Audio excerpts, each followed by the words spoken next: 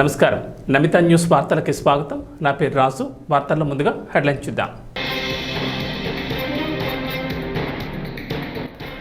78వ స్వాతంత్ర దినోత్సవం సందర్భంగా ఎర్రకోటపై జాతీయ జెండాను ఆవిష్కరించిన ప్రధాని మోడీ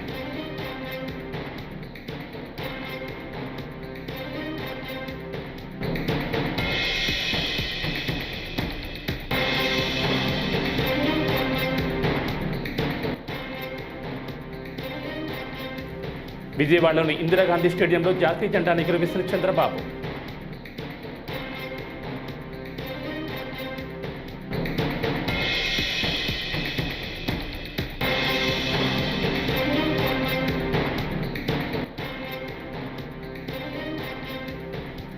నేటి నుండి ఏపీలో అన్నా క్యాంటీన్ల పునఃప్రారంభం గుడివాడలో ప్రారంభించిన సీఎం చంద్రబాబు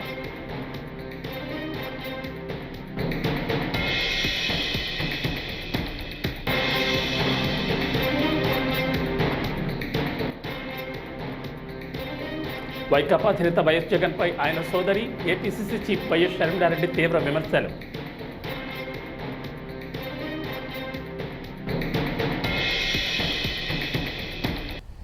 ఇక డీటెయిల్స్ చూస్తే 78వ స్వాతంత్ర దినోత్సవం సందర్భంగా ప్రధాని నరేంద్ర మోడీ ఢిల్లీలోని ఎర్రకోటపై వరుసగా 11వసారి త్రివర్ణ పతాకాన్ని ఎగురవేశారు. ఈ కార్యక్రమానికి కేంద్ర మంత్రులతో పాటు సినీ రాజకీయ క్రీడా ప్రముఖులు హాజరయ్యారు. అలాగే జెండా ఆవిష్కరణ కార్యక్రమంలో కాంగ్రెస్ అగ్రనేత రాహుల్ గాంధీ పాల్గొన్నారు. ఈ సందర్భంగా భారత సైన్యం హెలికాప్టర్లతో పూలవర్షం కురిపించింది. 2047 వికసిత్ థీమ్తో ఈ ఏడాది 15 ఆగస్టు వేడుకలు జరుగుతున్నాయి. భారత్ను 2047 నాటికి అభివృద్ధి చెందిన దేశంగా మార్చే దిశగా కేంద్ర ప్రభుత్వం చేస్తున్న ప్రయత్నాలకు ఈ వేడుకలు పునరుత్తేజాన్ని అందించనున్నాయి.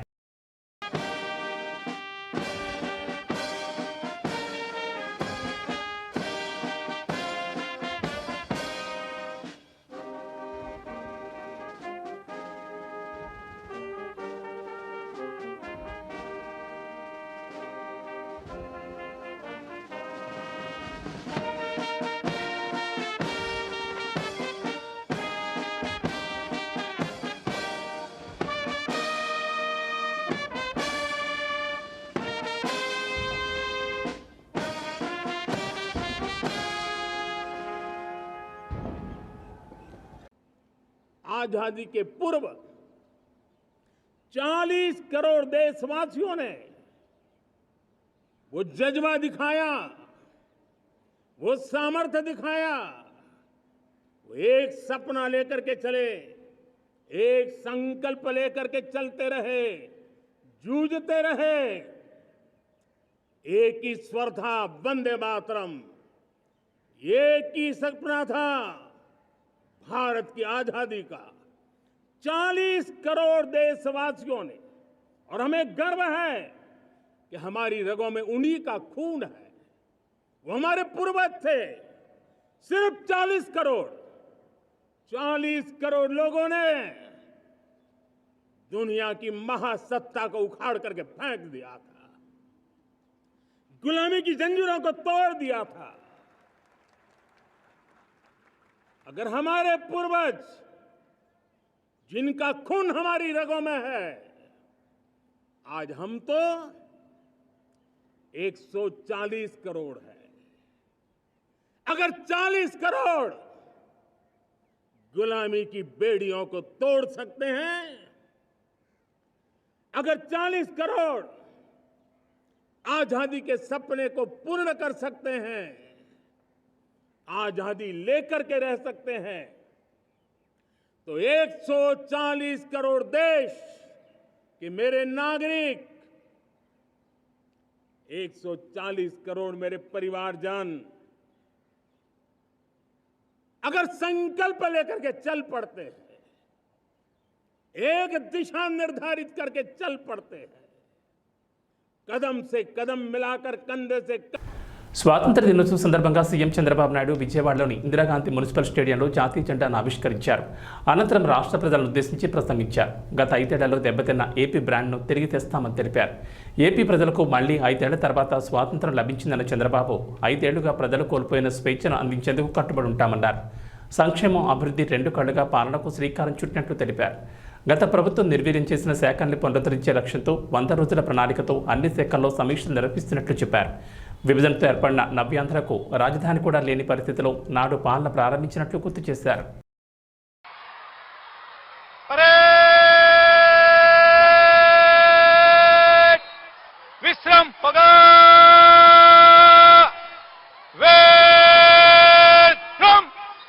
కేవలం ఆంధ్రవనికే కాక యావత్ భారతావనిలోనే పేరెన్నికగన్న పరిపాలనా దక్షులు విపత్తులే వచ్చినా పరిస్థితులన్నీ ప్రతికూలంగా మార్చబడిన సహనంతో సంయమనంతో మొక్కవోని స్థైర్యంతో ఎదురు నిలచి ఆంధ్ర రాష్ట్ర సర్వతోముఖాభివృద్ధికి పునరంకితమైన కార్యదీక్ష దళితుల జీవితాలు మార్చాలని బాధ్యతలు చేపట్టిన తొలి రోజే 5 కీలక అంశాలపై సంతకాలు చేసి మాట నిలబెట్టుకున్నాం. గత 5 ఏళ్లలో ప్రజల కష్టాలు ఆవేదన వారి బాధలు చూసి మేనిఫెస్టోకు రూపకల్పన చేశాం. నాడు నేడు అని మాయ మాటలు చెప్పి గత ప్రభుత్వం విద్యా రంగాన్ని తీవ్ర అగాధంలోకి నెట్టేసింది. రంగుల మోజుతో పాఠశాలకు పార్టీ రంగులు వేసుకున్న నాటి ప్రభుత్వం విద్యా ప్రమాణాలకు తిలోదకాలిచ్చింది. ఒక్క టీచర్ పోస్టు కూడా భర్తీ చేయకుండా ప్రభుత్వ విద్యను తీవ్ర సంక్షోభంలోకి నెట్టేసింది.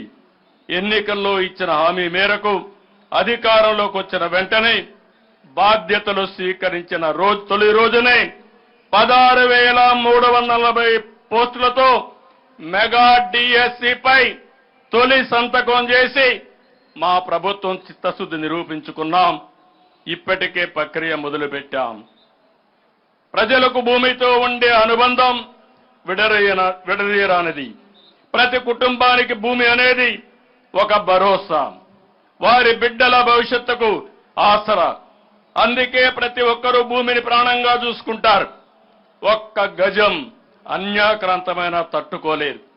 అయితే గత 5 ఏళ్ల కాలంలో మన రాష్ట్రంలో ఎప్పుడూ లేని విధంగా జరిగిన భూ కబ్జాలు, దోపిడీలు, రికార్డుల మార్పు, రీసర్వేతో తెచ్చిపెట్టిన కొత్త కష్టాలతో ప్రజలు తీవ్ర సంక్షోభంలో చిక్కుకున్నారు.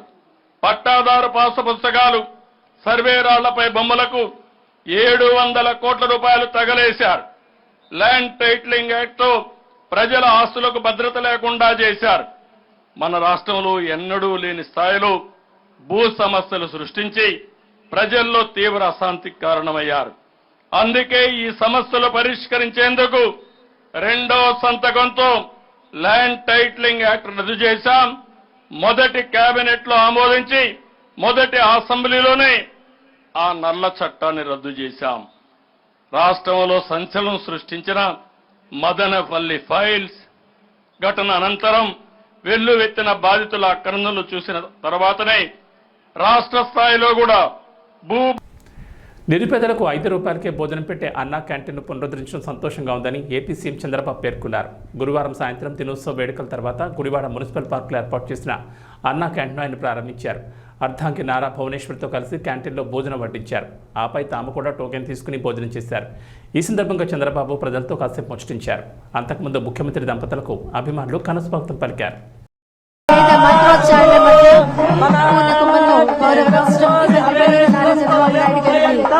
స్వాగతిస్తున్నారు జిల్లా యంత్రాంగం,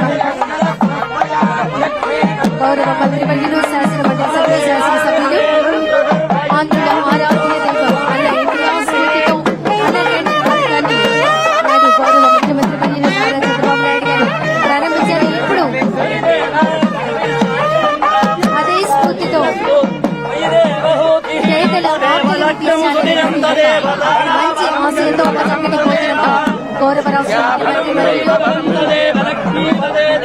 అన్నా క్యాంటీన్ పథకాన్ని పునః ప్రారంభోత్సవం చేస్తూ ఉన్నారు.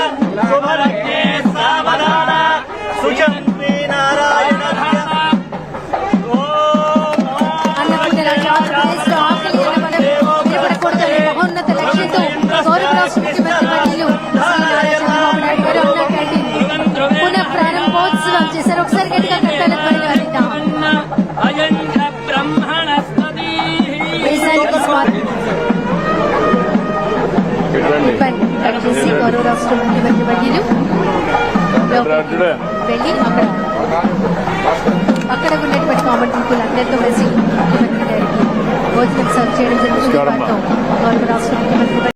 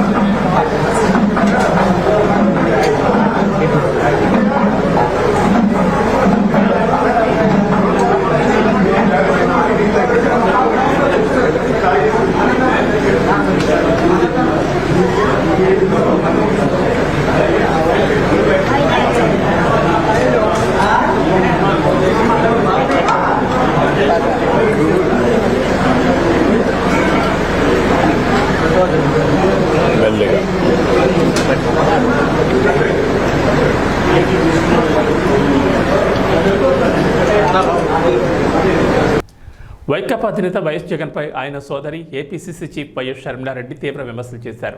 మళ్లీ 10 లక్షల కోట్ల అప్పు చేయడానికి జగన్ అధికారంలోకి రావాలని ప్రశ్నించారు. ప్రజలను మోసం చేసి వైకాపా విశ్వసనీయత కోల్పోయిందని ఎద్దేవా చేశారు.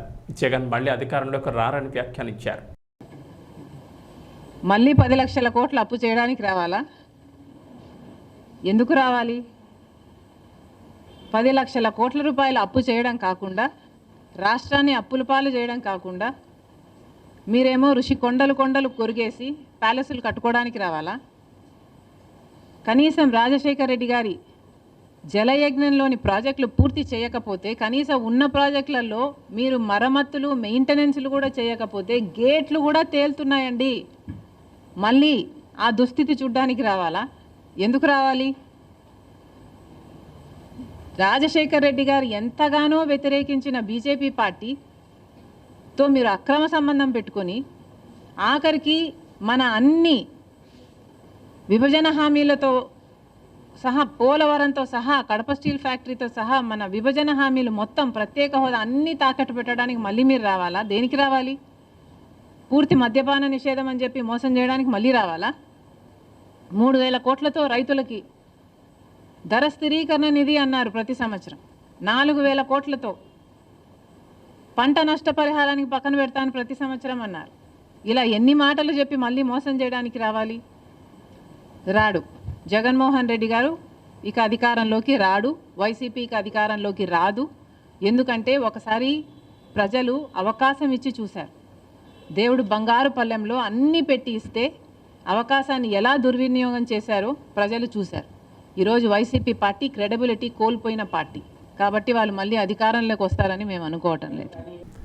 తిరుమల శ్రీవారిని సినీ నటుడు రాజేంద్ర ప్రసాద్ దర్శించుకున్నారు. గురువారం వీఐపీ ప్రారంభ విరామ దర్శన సమయంలో ఆయన స్వామివారి సేవలో పాల్గొన్నారు.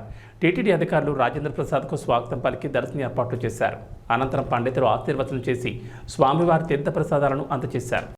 సంవత్సరాల సినిమా జీవితంలో రకరకాల వేషాలు ఇస్తూ రకరకాల పాత్రలతో మీ ముందుకు వచ్చిన నేను ఇవాళ కల్కి వరకు కూడా ఒక కొత్త పాత్రలు చేయడం జరిగింది. అందులో భాగమే ఇది ఒకటి. ఇప్పుడు చేస్తున్న మంచి మంచి అంతా స్వామి, మన చేతిలో ఏమీ లేదు. అది అప్పుడప్పుడు ఆయనకి థ్యాంక్స్ చెప్తూ ఉండాలి. అది మన బాధ్యత. ఇవాళ వచ్చింది ఆ పనికి. సో ఒక కొత్త రాజేంద్ర ప్రసాద్ని మళ్ళీ మీరు చూడడానికి ఆయన బ్లెస్సింగ్స్ కోరుతూ వచ్చాను. మీ అందరికీ తెలుసు ఆయన వేసిన భిక్ష రాజేంద్ర ప్రసాదము, ఆ కాటేజ్ కూడా ఎలా ఉందని అప్పుడప్పుడు చూడటం నా బాధ్యతగా, స్వామివారికి రోజు కరెక్ట్గా జరుగుతుందో లేదో చూడాలనే బాధ్యతతో స్వామివారి ఇచ్చిన బాధ్యత నెరవేరుస్తూ మీ అందరూ కూడా జీవితంలో ఒక కొత్త వెలుగులతో, కొత్త జీవితాలతో బాగా కష్టపడి, అందరూ కష్టపడిందే తినొద్దండి, అరగదు. కష్టపడి తింటేనే అరుగుతుంది. ఇప్పటివరకు నేను పనిచేస్తూనే ఉన్నాను. షూటింగ్ నుంచే వచ్చాను, షూటింగ్కే వెళ్తాను. సో మరొకసారి ఆ స్వామివారి ఆశీర్వచనాలు మీ అందరికీ ప్రతి ఇంట్లోనూ పరిపూర్ణంగా ఉండాలని, ఈ నన్ను చూస్తున్న మీ అందరికీ కూడా ఆ స్వామి గొప్ప జీవితాన్ని, గొప్ప ఆనందాన్ని ఇవ్వాలని మనస్ఫూర్తిగా కోరుకుంటున్నాను. స్వాతంత్ర దినోత్సవం అంటే కేవలం జెండా పట్టుకుని తిరగడం కాదని సినీ నటుడు బ్రహ్మానందం అన్నారు. ఆగస్టు 15 స్వాతంత్ర సమరయోధుల త్యాగాల ఫలితమని, భారతీయులకు ఒక గొప్ప పండగ రోజని తెలిపారు. వారి త్యాగాలను యువతరం తెలుసుకోవాలని సూచించారు. హైదరాబాద్ బేగం బజార్లో భగత్ సింగ్ యువసేన ఆధ్వర్యంలో 78 స్వాతంత్ర వేడుకలు ఘనంగా నిర్వహించారు. ఈ వేడుకలకు ముఖ్య అతిథిగా హాజరైన బ్రహ్మానందం సైనికులు, రైతులే ఈ దేశానికి వెన్నెముకని కొనియాడారు. దీపావళి, ఒక సంక్రాంతి, ఇలాగా ఒక రాఖీ లాంటి పండుగలు ఎలాగో అలాగే మనకి స్వాతంత్ర దినం కూడా అంత అద్భుతమైనటువంటి పండుగ. ఈ స్వాతంత్ర పండుగ అంటే ఏదో జెండా పట్టుకుని మనందరం చాలా బాగుంటున్నాం, వందే మాతరం అని మనం పాట పాడుకుంటే సహజమైనటువంటి విషయమే అయినా, కానీ ఇప్పుడు మనం గుర్తుంచుకోవాల్సినటువంటి విషయం, మనం స్మరణలో తెచ్చుకోవాల్సినటువంటి విషయం ఏంటంటే, మన కోసం మనందరం ఇక్కడ ఉన్నాం, మన కోసం, మన దేశం కోసం ఎక్కడో బోర్డర్స్లో ఉండి చలికి, ఎండకి, వానకి తడుచుకుని భార్యా పిల్లల్ని వదిలేసి ఎక్కడెక్కడో ఉన్నటువంటి వాళ్ళందరూ వాళ్ళ జీవితాన్ని త్యాగం చేసి మన దేశాన్ని రక్షించడం కోసం ప్రయత్నం చేసి మనల్ని హాయిగా ఇవాళ ఇక్కడ ఇంత ఉత్సాహంగా మనం ఉండటానికి కారకులైనటువంటి జై జవాన్, జై జవాన్, జై జవాన్.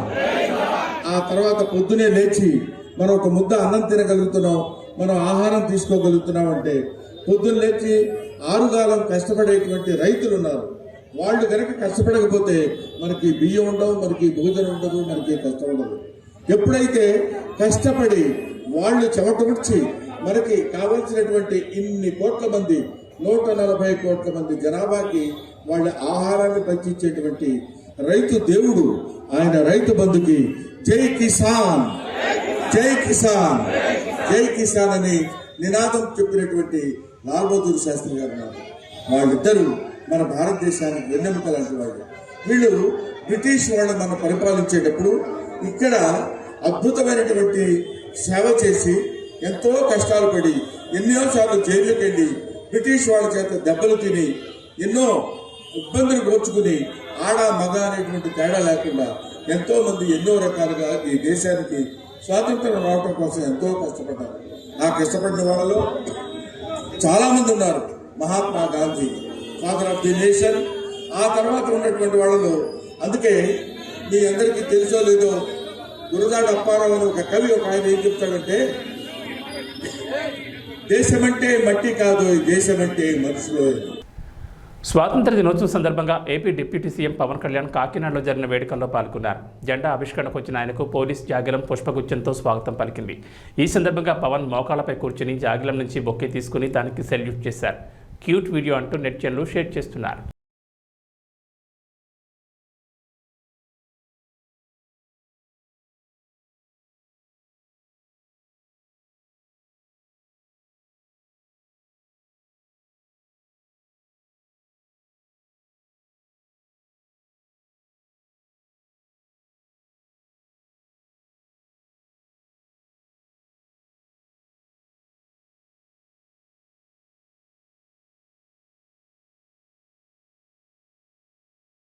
కండిషన్ బెయిల్ మాదిరి ఐపీఎస్ అధికారులు రోజు డీజీపీ కార్యాలయంలో సంతకాలు పెట్టాల్సి రావడం దురదృష్టకరమని తాడిపత్రి మాజీ ఎమ్మెల్యే జేసీ ప్రభాకర్ రెడ్డి అన్నారు.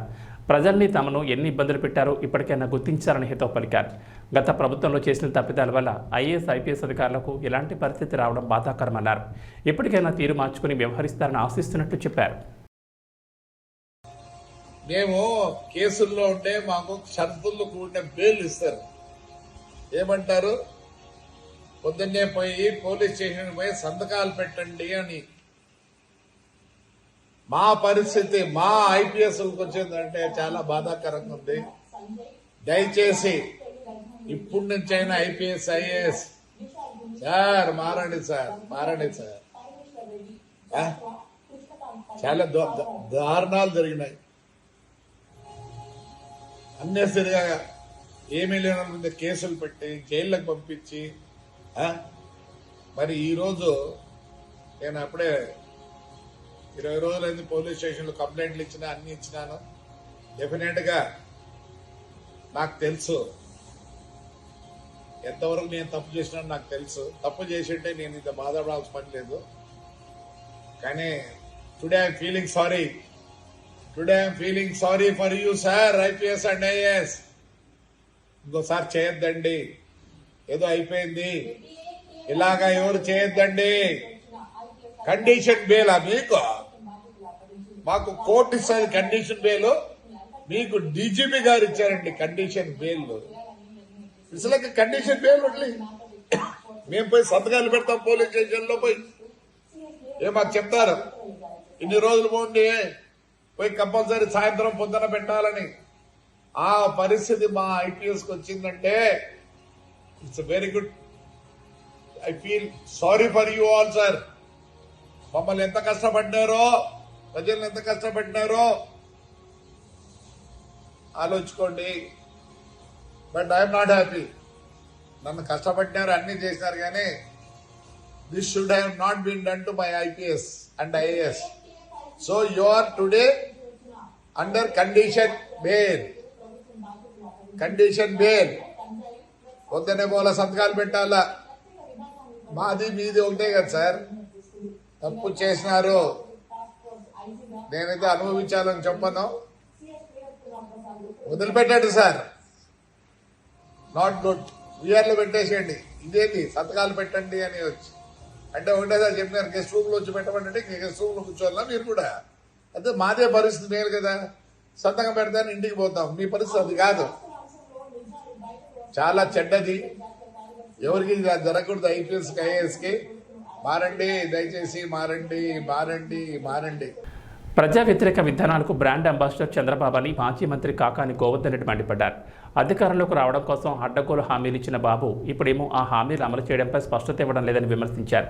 చంద్రబాబు విధానాలు ఎలానే ఉంటాయని ప్రజలకు మరోసారి క్లియర్గా అర్థమైందని దుయ్యబట్టారు. స్వాతంత్ర దినోత్సవ ప్రసంగంలోనూ హామీలపై బాబు ఎలాంటి ప్రకటన చేయలేదని విమర్శించారు. ఆయన మాటల్లో కనిపించినటువంటిది ఈ గడిచినటువంటి 2.5 నెలల కాలంలో ఏమి చేశాం, అధికారంలోకి రావడానికి ఎటువంటి హామీలు ఇచ్చాం, ఆ హామీలను ఏ విధంగా అమలు చేయబోతున్నాం అనేటువంటి దాని మీద స్పష్టత లేకుండా చంద్రబాబు నాయుడు గతంలో ఏ విధంగా వ్యవహరించాడో, చంద్రబాబు నాయుడు నైజం, చంద్రబాబు నాయుడు తీరు, చంద్రబాబు నాయుడు పద్ధతిలో ఎటువంటి మార్పు లేదు, ఉండదు అన్నట్టుగా ఈరోజు చంద్రబాబు నాయుడు గారు వ్యవహరించడం జరిగింది. చంద్రబాబు నాయుడు పద్ధతి మార్చుకోడు, ఇక చంద్రబాబు నాయుడు మారడు అనేటువంటి సంకేతాలని ఈరోజు ప్రజలకు ఇచ్చారు. ఈ దేశంలోనే ప్రజా వ్యతిరేక విధానాలకి బ్రాండ్ అంబాసిడర్గా ఈరోజు చంద్రబాబు నాయుడు గారు వ్యవహరిస్తాడు. అటువంటిది తిరిగి అదే రకమైనటువంటి ప్రయత్నం చేశాడు తప్ప ఎక్కడా కూడా చంద్రబాబు నాయుడు ప్రజలకు సంబంధించి, ప్రజల ఆలోచనకు సంబంధించి, వాళ్ళ ఆలోచన విధానాన్ని గురించి ఎక్కడ కూడా నేను పట్టించుకుంటాను, ప్రజలకు సంబంధించి ఇచ్చినటువంటి హామీలను నిలబెట్టుకుంటాను అనేటువంటిది ఎక్కడా కూడా చంద్రబాబు నాయుడు విధానాలలో కనిపించలేదు అనేటువంటిది ప్రతి ఒక్కరికి అర్థమైనటువంటి విషయం. ఒక ముఖ్యమంత్రిగా నూతనంగా ఎన్నికైనటువంటి ప్రభుత్వంలో మొట్టమొదటిసారి ఇచ్చేటువంటి స్వాతంత్ర దినోత్సవ సందర్భంగా ఇచ్చేటువంటి ప్రసంగంలో చాలామంది ఆశించారు, ఈ ప్రసంగం ఒక ప్రజలకు ఒక నమ్మకాన్ని, విశ్వాసాన్ని కలిగిస్తుంది, చంద్రబాబు నాయుడు తన భవిష్యత్ పరిపాలనలో ప్రజలకు ఏ విధంగా అండగా నిలుస్తాడు, ఎటువంటి పరిపాలన అందిస్తాడనేటువంటి దాని మీద ఒక స్పష్టత ఇస్తారనేటువంటి ఆశ చాలామంది ప్రజల్లో కలిగింది. చాలామంది ప్రజలు ఎదురు చూశారు కూడా. అయితే ఈ 2.5 నెలల హామీల గురించి చంద్రబాబు నాయుడు ఏదన్నా మాట్లాడతాడానంటే ఏమీ వాటి గురించి మాట్లాడలేదు. తనకి ఏమీ పట్టనట్టుగా, తను అటువంటి హామీలు ఏమీ ఇవ్వనట్టుగానే వ్యవహరించాడు తప్ప ఎక్కడా కూడా సూపర్ 6కి సంబంధించి, ఆ హామీలకు సంబంధించి నేను ఈ హామీలు ఇచ్చాను, ఇదిగో ఈ విధంగా నిలబెట్టుకుంటున్నాను అనేటువంటి ఒక రోడ్ మ్యాప్ కానీ, దానికి సంబంధించి ఒక ప్రణాళికని కానీ ఏది కూడా ఈరోజు ప్రకటించలేకపోయాడు. ఈరోజు జగన్మోహన్ రెడ్డి గారి మీద మేము కక్ష కట్టాం, కక్షపూరితంగా వ్యవహరిస్తాం, రాజకీయ వేధింపులుంటాయి, కక్ష సాధింపులకు పాల్పడతాం అనేటువంటి పరోక్షంగా ప్రత్యక్షంగా సంకేతాలు ఇచ్చాడు తప్ప ప్రజలకు ఎటువంటి మేలు చేస్తాం అనేటువంటి దాఖలాలు లేవు. ఈరోజు నిన్ననే లోకేష్ ఒక ట్వీట్ కూడా చేశాడు. రెడ్ బుక్కి సంబంధించినటువంటి మేము రెడ్ బుక్ పాలనని అందిస్తాం, రెడ్ బుక్ పాలనకు కట్టుబడి ఉన్నాం, రెడ్ బుక్ రాజ్యాంగాన్ని అమలు చేస్తామని. ఈరోజు చంద్రబాబు నాయుడు దురదృష్టం, ఆయన ప్రసంగంలో కూడా ఆ రెడ్ బుక్ ఆదేశానుసారం మేము పనిచేస్తాము అనేటువంటి సంకేతాలు ఇవ్వడం. దాని గురించి మాట్లాడడం. ఈరోజు చంద్రబాబు నాయుడు ఒక మాట చెప్పాడు. మొన్నటి జరిగినటువంటి ఎన్నికల్లో ప్రజలు స్వాతంత్రాన్ని సంపాదించుకున్నారు అని చెప్పి మాట్లాడు. అంటే నువ్వు ఎన్నిసార్లు ఓడిపోయావు? అప్పుడు నీ నుంచి ప్రజలు స్వాతంత్రం సంపాదించుకున్నట్టు ఒప్పుకుంటున్నావా? అంటే నీ ఉద్దేశం? రాష్ట్రంలో చంద్రబాబు నాయుడు నేతృత్వంలో ప్రజాప్రభుత్వం ఏర్పాటయ్యాక జరుగుతున్న ఈ స్వాతంత్ర వేడుకల్లో ప్రజలందరి కళ్లలో ఆనందం కనబడుతోందని విద్యా ఐటీ శాఖ మంత్రి నారా లోకేష్ అన్నారు. ఇచ్చిన మాట ప్రకారం సూపర్ 6 హామీల అమలుకు కట్టుబడి ఉన్నామని స్పష్టం చేశారు. 78వ స్వాతంత్ర దినోత్సవం సందర్భంగా గుంటూరు పోలీస్ పెరేడ్ గ్రౌండ్స్లో మంత్రి లోకేష్ పోలీసుల గౌరవ వందనాన్ని స్వీకరించారు. జిల్లా ప్రజల సమక్షంలో జాతీయ జెండాను ఆవిష్కరించారు. జిల్లా యంత్రాంగం తయారు చేసిన అభివృద్ధి శకటాలను వీక్షించి ఉత్తమ శకటాలకు అవార్డులు అందజేశారు. స్వాతంత్ర వేడుకల సందర్భంగా ఏర్పాటు చేసిన సాంస్కృతిక కార్యక్రమాలు ఆహుతులు అలరించాయి. ప్రాంగణంలో ఏర్పాటు చేసిన స్టాళ్లను పరిశీలించి ఉత్తమ స్టాళ్లకు మంత్రి అవార్డులు అందించారు. అలాగే జిల్లాలో ఉత్తమ సేవలు అందించిన అధికారులకు అవార్డులను అందజేశారు.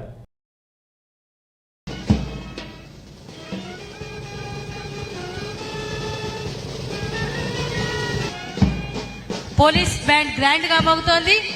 రాష్ట్ర మానవ వనరులు, కమ్యూనికేషన్, ఎలక్ట్రానిక్స్ అండ్ ఆర్టీజీ శాఖ మంత్రివర్యులు శ్రీ నారా లోకేష్ గారు వందనం స్వీకరిస్తూ పోలీస్ పెరేడ్ గ్రౌండ్ గుంటూరులో చక్కగా వారు అన్ని పరిశీలిస్తూ సాగుతున్నారు ముందుకి. తండ్రులంటే ప్రేమ ఉండాలి. ఎన్నో స్వాతంత్ర దినోత్సవాలు వేడుకలు చూశాను. కానీ ఈ రోజు జరుగుతున్న ఈ వేడుకలు నాకు జీవితాంతం గుర్తు ఉంటుంది. శాంతి, అహింస ఆయుధాలుగా మహాత్మా గాంధీ గారు మార్గంలో మనం స్వాతంత్రం సాధించుకున్నాం. మొన్న జరిగిన ఎన్నికల్లో రాష్ట్ర ప్రజలు శాంతి, అహింస అనే ఆయుధాలుగా స్వేచ్ఛ సాధించుకున్నారు. ప్రజల సంఘాలు మాట్లాడే స్వేచ్ఛ వచ్చింది. ప్రభుత్వాన్ని ప్రశ్నించే హక్కు వచ్చింది. ప్రజాప్రభుత్వం ఏర్పాటైన తర్వాత జరుగుతున్న ఈ స్వాతంత్ర దినోత్సవ వేడుకల్లో అందరి కళల్లో ఆనందం కనిపిస్తుంది. మన గౌరవ ముఖ్యమంత్రి చంద్రబాబు నాయుడు గారి హామీలకి కండిషన్లు ఉండవు.